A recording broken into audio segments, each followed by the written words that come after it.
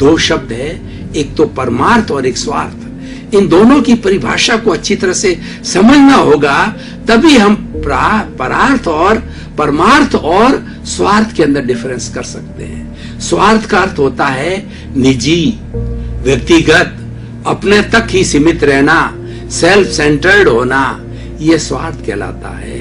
और परमार्थ का अर्थ होता है वेलफेयर ऑफ ऑल, सबका भला करना, जगत कल्याण करना, जय जगत करना, हरेक की भलाई की बात सोचना।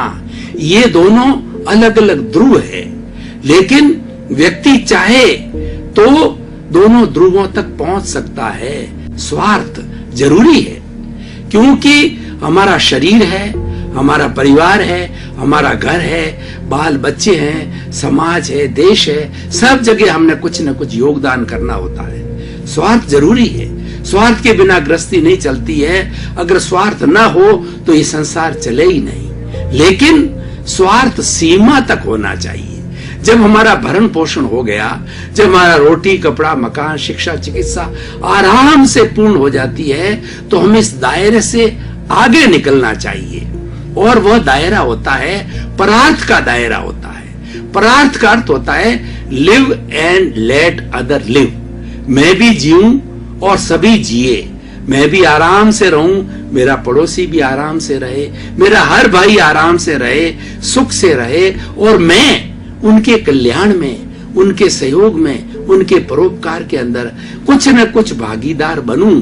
जो जो मेरी योग्यता है, जो जो मेरे साधन हैं, मैं दूसरे के भले के लिए सहयोगी बनूं। ये परोपकार है, ये सेवा है। सेवा का हमारी भारतीय संस्कृति के अंदर बहुत बड़ा मूल्य है।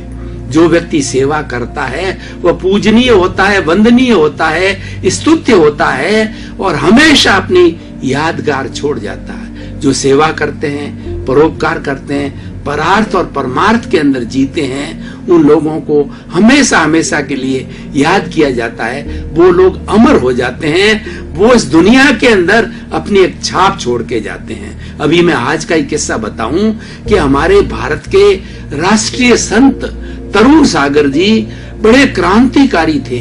वो घबराते नहीं थे, और वो जो है वो एक इस तरीके के व्यक्ति थे कि उनको कोई तरह की घबराहट नहीं होती थी।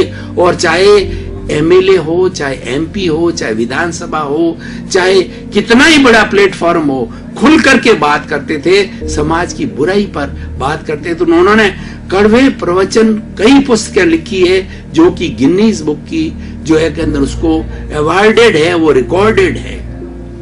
ऐसा व्यक्ति चला गया।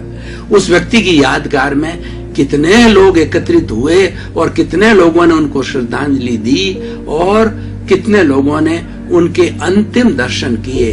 हमने कुछ समय पूर्व अटल बिहारी वाजपेयी का अंतिम संस्कार देखा तो कितना हुजूम उमड़ पड़ा।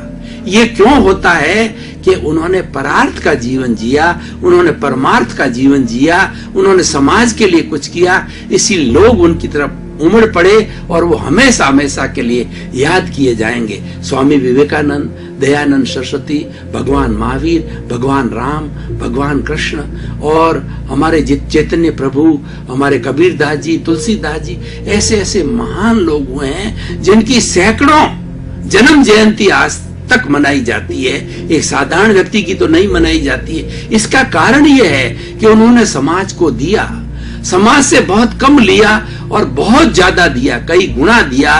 वे समाज के उत्थान के लिए जन्मे थे, समाज के भलाई के लिए ही जन्मे थे, समाज को दिशा दिखाने के लिए जन्मे थे, इसीलिए वो हमेशा हमेशा के लिए याद किए जाते हैं। तो मैं बात कर रहा था परार्थ की चेतना की।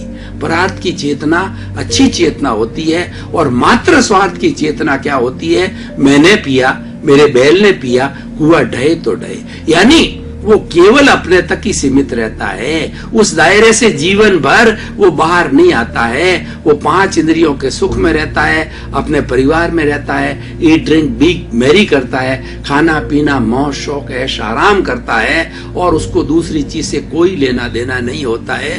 वो व्यक्ति बहुत बड़ा कार्य नहीं कर पाते हैं, और कोई छाप छोड़ के नहीं जाते हैं। और परार्थ के लोग हैं, वो समाज को दिशा देते हैं। अब तीसरा जो है परमार्थ।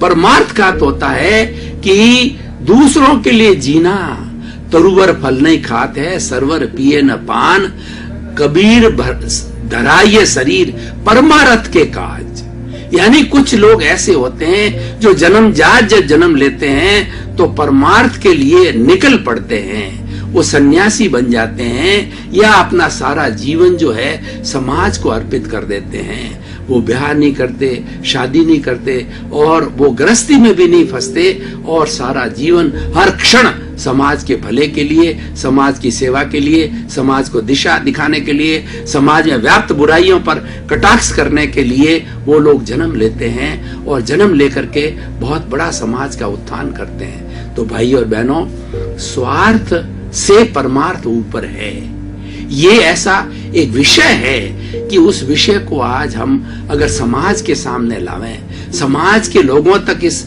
बात को ले जावें, तो उसमें परिवर्तन आएगा।